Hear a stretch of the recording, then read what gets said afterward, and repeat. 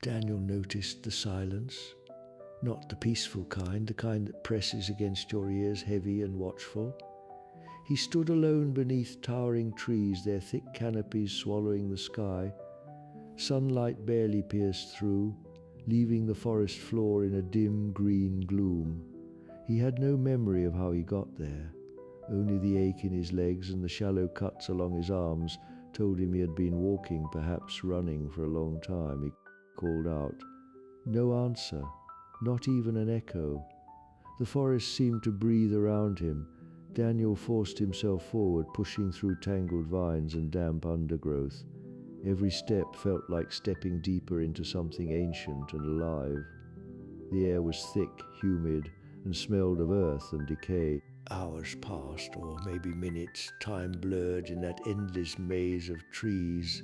Then came the sound, a low growl. Daniel froze. From the shadows ahead. A jaguar emerged, its golden coat dappled with black rosettes, its eyes locked onto him with quiet intensity.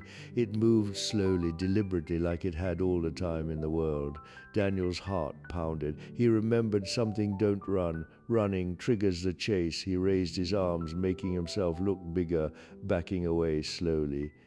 Easy, he whispered, though his voice trembled. The jaguar stepped closer. A snap of a twig behind him made Daniel turn instinctively, and that was his mistake. The jaguar lunged. Daniel bolted. Branches whipped against his face as he sprinted blindly through the forest, adrenaline drowning out pain. He didn't dare look back. The sound of pursuit thundered behind him, soft, fast, relentless. Then the ground disappeared beneath his feet. He crashed into water, cold, murky, suffocating.